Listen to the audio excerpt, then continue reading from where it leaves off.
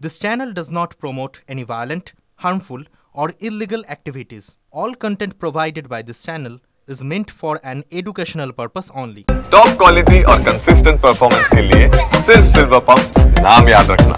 খাদিকুল, চম্পাহাটি, বজবজ, বারাসাতে, নীলগঞ্জ, ডায়মন্ড হারবারের পর এবার কল্যাণী। বেআইনি বাজি কারখানায় ভয়াবহ বিস্ফোরণ। অন্তত 4 জনের মৃত্যুর এখন অবধি খবর আছে আমাদের কাছে। জানা গেছে 10 থেকে 12 বছর ধরে চলছিল এই বাজি কারখানা, অথচ স্থানীয় তৃণমূল কাউন্সিলরের দাবি এ ব্যাপারে তার নাকি কিছুই জানা ছিল না। এটাও কি সম্ভব? 1 কিলোমিটার দূরেই রানাঘাট পুলিশ জেলার সুপারের অফিস রয়েছে। এতদিন ধরে তাহলে কি করে এই বেআইনি বাজি কারখানা চলছিল? কোথায় নজরদারি? 4 জনের মৃত্যুর পর সেই প্রশ্ন তো উঠছেই।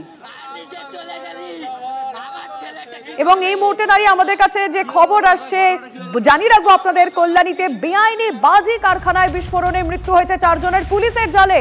কল্যাণীর বেআইনি বাজি কারখানার মালিক খোকন বিশ্বাস।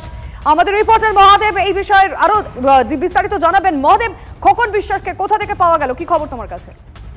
দেখো, তাকে সেই ঘটনার পরে কিন্তু পলাতক ছিল এবং পুলিশ তদন্ত করে তাকে কিন্তু তার খোঁজে তল্লাশি চালাচ্ছিল এবং তাকে গ্রেফতার করেছে। তার নাম খোকন বিশ্বাস, বাড়ির মালিক, এবং সেই বাজির যে কারখানা চলছিল তারই মদতেই কিন্তু এই বাজির কারখানা, তারই সে কারণে পুলিশ তাকে গ্রেফতার করে আটক করেছে এবং আটক করে জিজ্ঞাসাবাদ করছে। এই ঘটনার সাথে আর কে বা কারা কারা যুক্ত আছে, তিনি একাই ছিলেন কিনা, কিভাবে অগ্নিসংযোগ করলো, সমস্তটাই কিন্তু তদন্ত শুরু করেছে।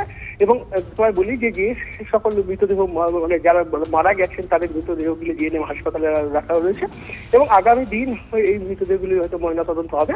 এবং এখানে এসেছিলেন দমকলের আধিকারিক, তিনি এসে ঘুরে যান এবং তিনি যেটা বলেন যে এটা বেআইনি ভাবে চলছিল এবং এখানে কোনো মতো অনুমতি দেওয়া হয়নি এবং অনুমতি দেওয়া যায় না এইভাবে।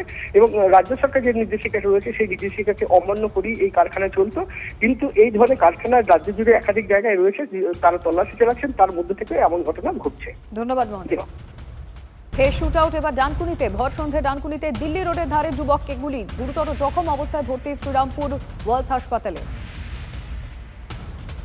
আবারও শুট আউট। এবার যে খবর আসছে ডানকুনি থেকে, ভর সন্ধ্যে ডানকুনিতে দিল্লি রোডের ধারে যুবককে গুলি করা হয়েছে, গুরুতর জখম অবস্থায় যুবককে শ্রীরামপুর ওয়ালস হাসপাতালে ভর্তি করা হয়েছে। কি দেখলে? গুলি লেগেছে তাকে? হ্যাঁ, গুলি লেগেছে। আচ্ছা, কোন দিকটা লেগেছে গুলি? আচ্ছা, তারপর কি পুলিশ এসছে? হ্যাঁ, পুলিশ এসছে। আচ্ছা, ঠিক আছে।